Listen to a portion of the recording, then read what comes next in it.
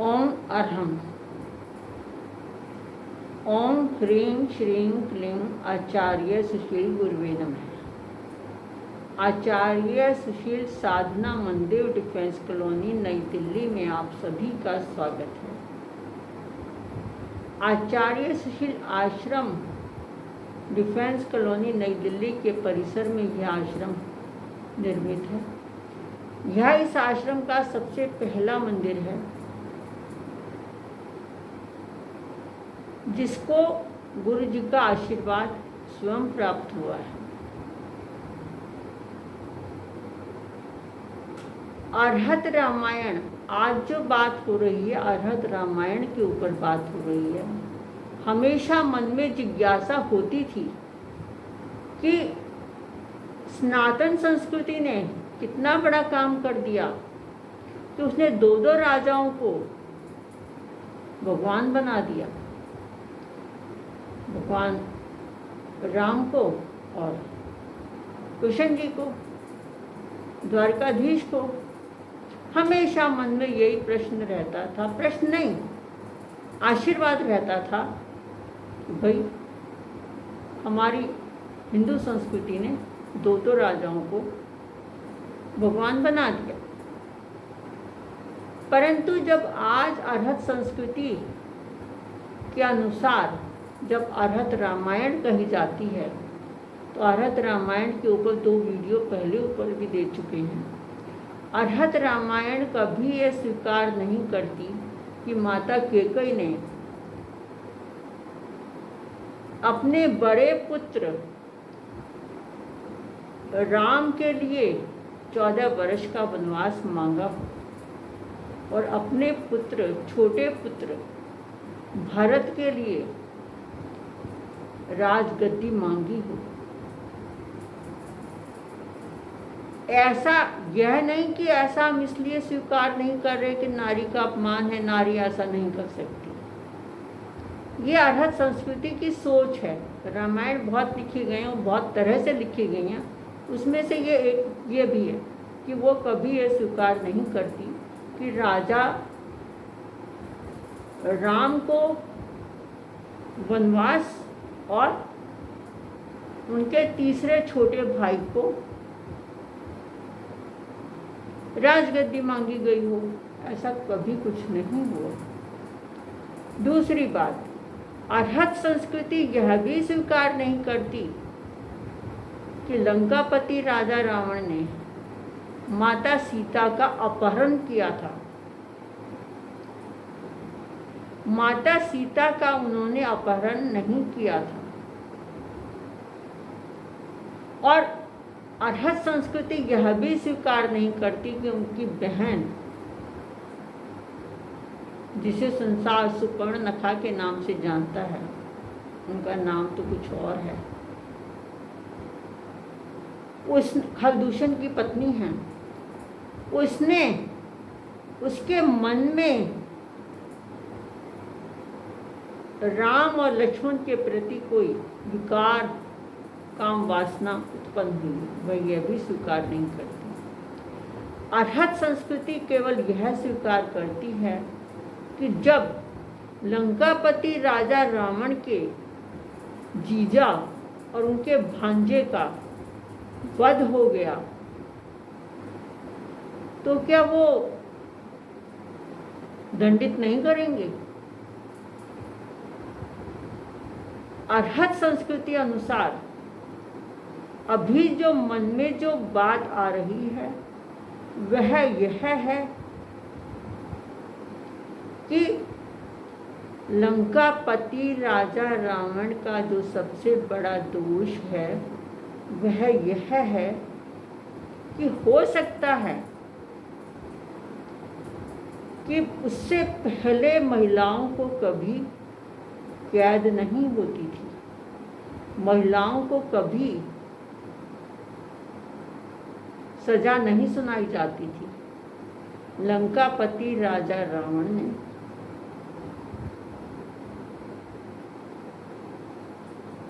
राम को दंड देना था, राम को पकड़ना था, लक्ष्मण को पकड़ना था और वह उनकी पत्नी सीता को उठा के ले गए। आदेश से आप लक्ष्मण रेखा की बात करते हो तो लक्ष्मण रेखा का जानकार महाबली रावण भी है।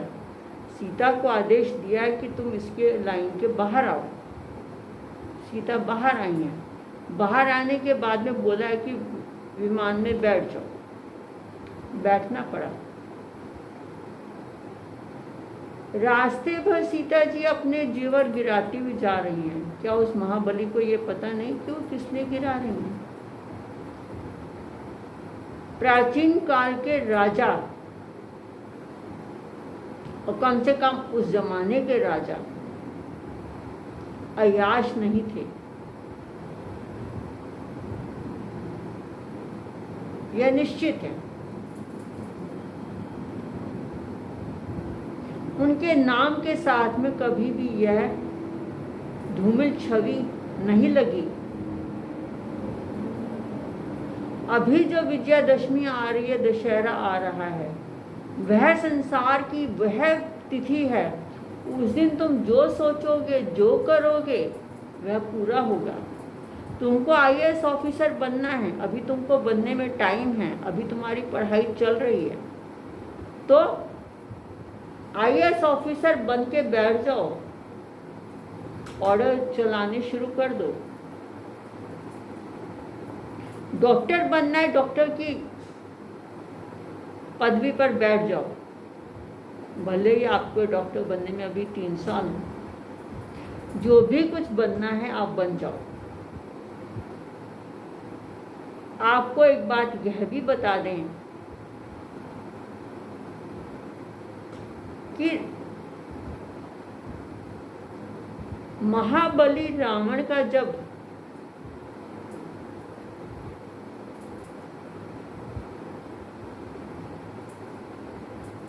क्या हुआ है, महाबली रावण ने जब मृत्यु को प्राप्त किया है, उस अपनी मृत्यु से पहले उन्होंने वासुदेव लक्ष्मण पर विघन नामक अस्त्र छोड़ा है। विघन नामक, तो उसने विघन ही पैदा करने, विघन का रास्ता खड़ा कर दिया। उसके लिए 10 दिन तक युद्ध चला है, जो शास्त्र बताते हैं, जो पुरानी कहानियां बताती हैं। परंतु लक्ष्मण जी को उसकी काट वाला अस्त्र जो है वो याद नहीं आया कि कौन सा अस्त्र चलाऊं। वे दुनिया भर के अस्त्र चलाते रहे, उन्होंने विघन नामक अस्त्र को अपने पास तक, उसकी बॉर्डर लाइन को पार नहीं होने दिया, ये ठीक है, परंतु वह उसकी काट भी पूरी नहीं कर पाए थे। उस समय में कहते हैं कि महिलाओं ने उनको आशीर्वाद दिया है, कार्य सिद्ध हो, कार्य सिद्ध भव, कार्य सिद्ध भव। अब जैसे उन्होंने सिद्ध शब्द सुना, उनको याद आ गया और उन्होंने सिद्ध नामक अस्त्र को छोड़ा है, और वो ही वह सिद्ध नामक जो अस्त्र था, वो विघन नामक अस्त्र की काट है, उसको खत्म कर दिया।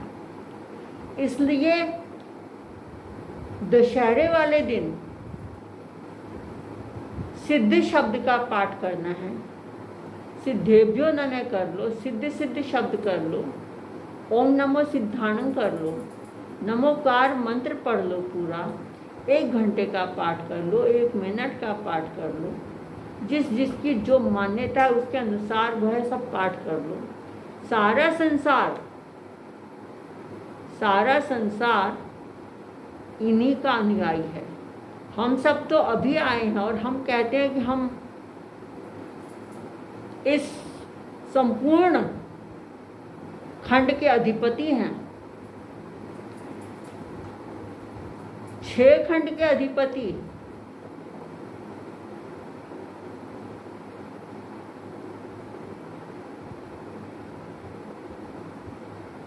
कुशन जी थे। 3 खंड का अधिपति कहते हैं कि महाबली राजा रावण भी थी, और रावण की मृत्यु के साथ ही इनको यह 3 खंड के अधिपति बन जाते हैं राम। और यह सिद्ध पुरुष भी हुए हैं, इनको केवल ज्ञान भी प्राप्त हुआ है, और इन्होंने साधु वेश को भी धारण किया है। हम ये नहीं कह रहे कि कौन से वेश को धारण किया है, परंतु इन्होंने साधु वेश को धारण किया है। तीर्थंकर अलग एक परंपरा है, केवल ज्ञान हम तुम भी प्राप्त कर सकते हैं। केवल ज्ञानी अनंत हुए हैं, और उनमें से भगवान राम भी हुए हैं, उन्होंने केवल ज्ञान को प्राप्त किया है। लव कुश भी केवल ज्ञानी हुए हैं, और महाबली राजा रावण के दोनों पुत्र और भाई कुंभकर्ण, जिसका असली नाम था भानुकरण, उनको भी केवल ज्ञान प्राप्त हुआ, वह भी सिद्ध बुद्ध और मुक्त हुए हैं। इसलिए विजयदशमी वाले दिन रावण का, महाबली रावण का, मेघनाथ का, कुंभकर्ण का, किसी का भी हमें वध नहीं देखना, उनको जलता हुआ नहीं देखना। हमें अच्छे सोचना है, जो हम सोचेंगे वह पूरा होगा, वह घड़ी है। बहुत बातें हो गई हैं। अर्हत संस्कृति के अनुसार जो ये एक शब्द अभी जिज्ञासा मन में चल रही है कि यदि राजा रावण का जो दोष था तो वह यह हो सकता है कि उन्होंने सीता का हरण किया, क्योंकि राम को वो पकड़ नहीं सके और लक्ष्मण को भी नहीं पकड़ सके। उनको मालूम है कि जब इतनी अक्षोहिणी सेना वहाँ खड़ी है, उसमें अकेले लक्ष्मण युद्ध कर रहे हैं, भगवान राम तो केवल खड़े हैं पास में कि आप खड़े रहना, आपकी उपस्थिति ही मेरे लिए बहुत है।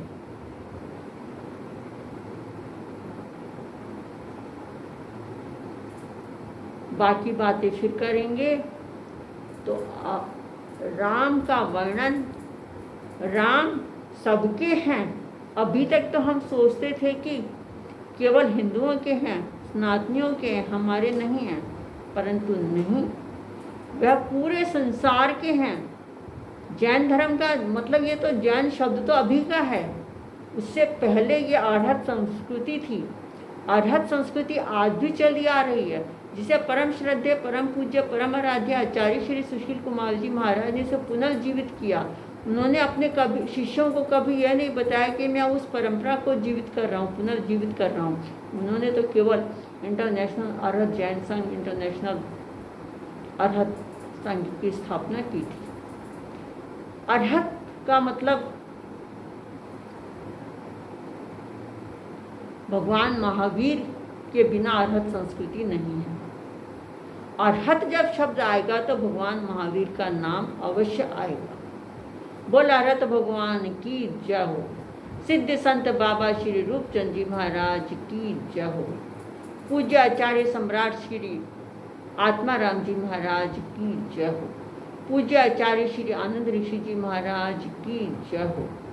पूज्य आचार्य श्री सुशील कुमार जी महाराज की जय हो। पूज्य आचार्य श्री सौभाग्य मुनि जी महाराज की जय हो। पूज्य आचार्य डॉक्टर साध्वी साधना जी महाराज की जय हो। पूज्य आचार्य सुशील मुनि चतुर्थ की जय हो। सभी साधु संतों की जय हो। ओम अरहम। बोल अर्हत भगवान की जय हो। जय हो।